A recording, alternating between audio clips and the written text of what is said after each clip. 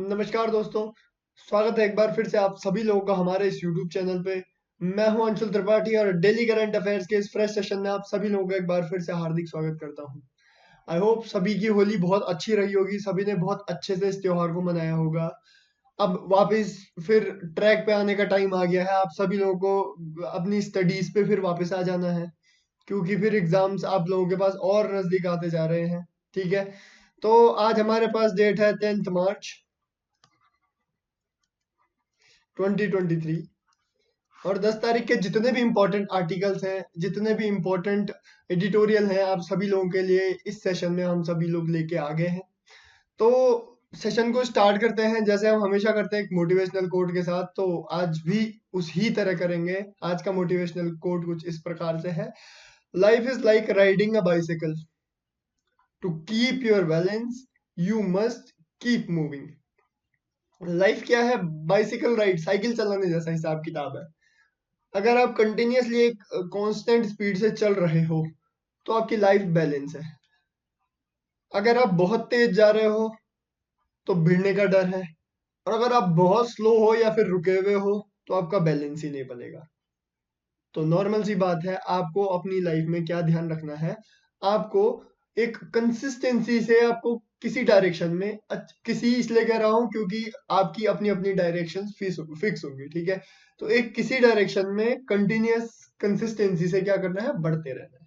ठीक है, तो ये इस मोटिवेशनल कोट का मतलब है। आप सभी लोगों को इस मोटिवेशनल कोट का इम्प्लीमेंटेशन अपनी लाइफ में करना है, जिससे आप लोगों के बैलेंस में क्या हो? दिक्कत ना हो। ठीक है, तो शुरू करते हैं अपने सेशन को। आपको इस सेशन से रिलेटेड कोई भी क्वेरी होती है, आप सभी लोगों को कोई भी दिक्कत होती है, कोई भी डाउट होते हैं जीएस से रिलेटेड, पॉलिटी, इकोनॉमिक्स, जियोग्राफी, इनसे रिलेटेड कोई भी डाउट्स, करंट अफेयर से रिलेटेड डाउट्स, जो हम हीट टॉपिक पे वीडियोस बना रहे हैं उनसे रिलेटेड कोई डाउट्स होते हैं, तो आप सभी लोग हमें ज्वाइन कर सकते हैं।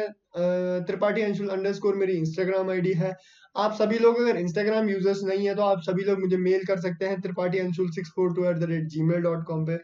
और इस सेशन की जो पीडीएफ पीपीटी में बनाता हूँ वो अंशुल त्रिपाठी पीडीएफ, जो कि एक टेलीग्राम ग्रुप है, यहाँ पे ज्वाइन जरूर कीजिए क्योंकि आप लोगों को जरूरत पड़ेगी इस पीडीएफ की। तो अगर आप वहां पे ज्वाइन करेंगे तो मैं अपलोड कर देता हूँ, आप सभी लोगों को डाउनलोड करने में क्या होगी? आसानी होगी। तो आप सभी लोगों को ये ग्रुप ज्वाइन कर देना है। सेशन को स्टार्ट करते हैं। बहुत इंपॉर्टेंट टॉपिक है, बहुत इंपॉर्टेंट आर्टिकल्स हैं। जैसे आप लोगों को कुछ क्वेश्चंस बताऊंगा, मैं आपको कुछ टॉपिक बताऊंगा, मैं आप लोगों को जो प्रीवियस ईयर में क्या हुआ है, रिपीट हुए हैं, जो इस टाइप के आर्टिकल से क्या है, हिट हुए हैं। ठीक है, तो antibiotic drug, antibiotic drug, antibiotic drug बहुत न्यूज में चल रहा है, बहुत टाइम से दिक्कत आ रही है सुनने में। कुछ टाइम पहले हमने मैंने ही अपने सेशन में आप लोगों को बताया था कि एंटीबायोटिक्स क्यों नहीं लेनी चाहिए, इससे क्या दिक्कत होती है। ठीक है, अभी इसका एक नया पहलू देखने के लिए मिला है। ठीक है, IISc, Indian institute of science, ठीक है, इन्होंने ये रिसर्च की है। अब रिसर्च क्या किया है इन लोगों ने कहा कि कुछ ग्रेजिंग एनिमल्स होते हैं जो घास खाते हैं नॉर्मली। ठीक है, उनमें क्या करते हो आप? एंटीबायोटिक्स क्या करते हो? यूज करते हो।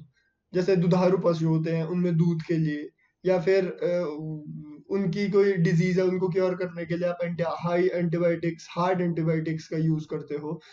तो स्टडी में इंडियन इंस्टीट्यूट ऑफ साइंस ने पाया कि अगर ये लोग, ये जो लाइव स्टॉक का है, इनको ये चरने जाते हैं किसी फील्ड में। ठीक है, चढ़ते चढ़ते ये क्या करते हैं, चढ़ते चढ़ते ये लोग क्या करते हैं? यूरिनेट कर लेते हैं।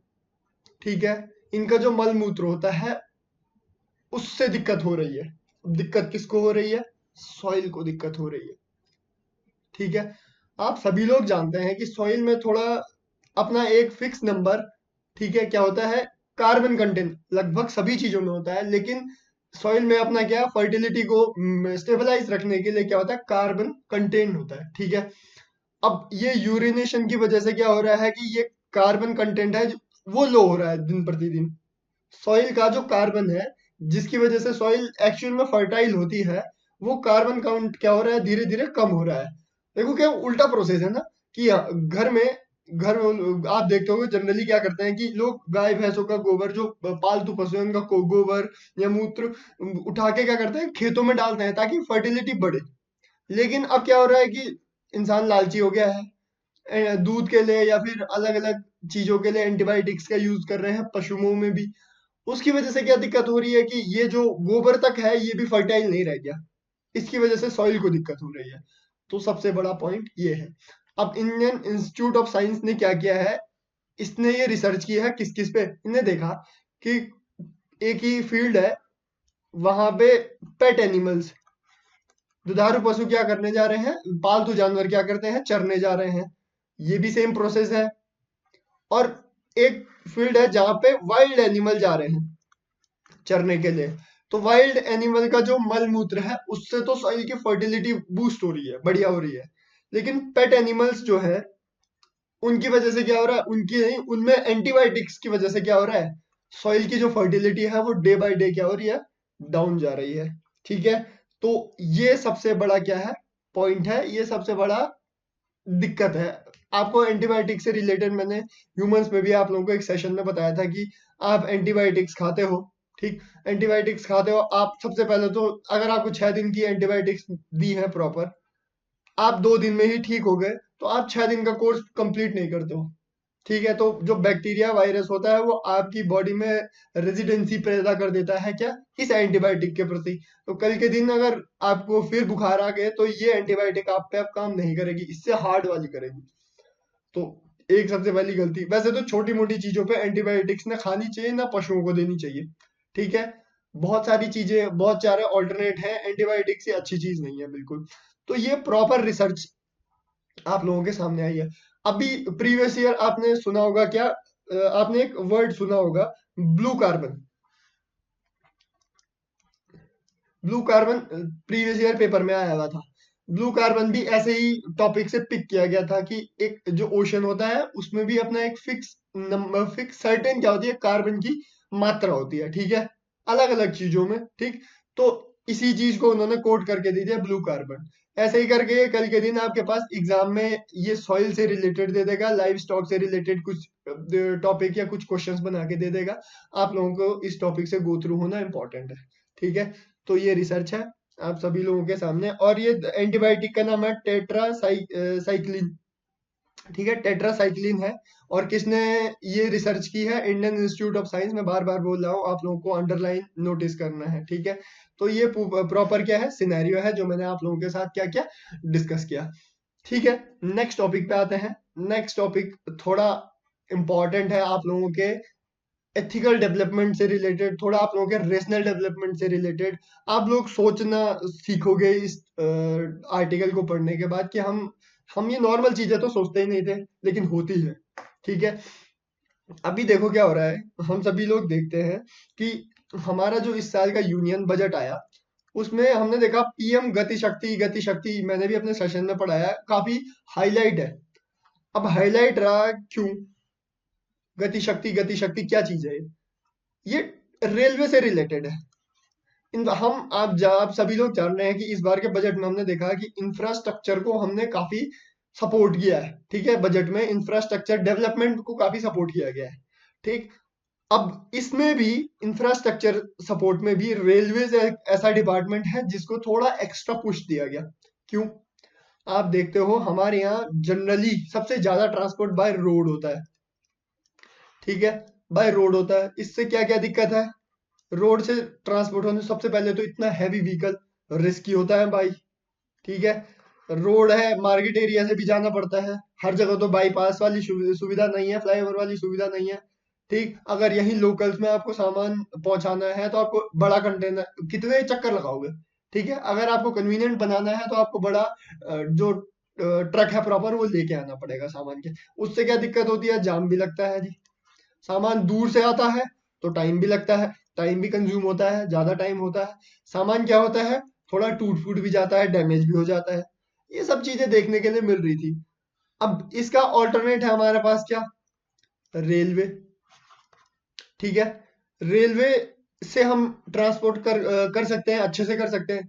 लेकिन रेलवे में क्या दिक्कत आती है, रेलवे में ये दिक्कत आती है कि ट्रांसपोर्ट और पैसेंजर दो चीजें हैं।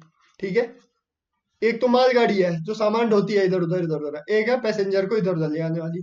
तो हमारे यहाँ सेपरेट चेन्स नहीं है, सेपरेट अलग अलग वो नहीं है, पटरियां नहीं है कि भाई ये रास्ता मालगाड़ी के लिए ही यूज होगा, ये रास्ता पैसेंजर के लिए ही यूज होगा, ठीक है।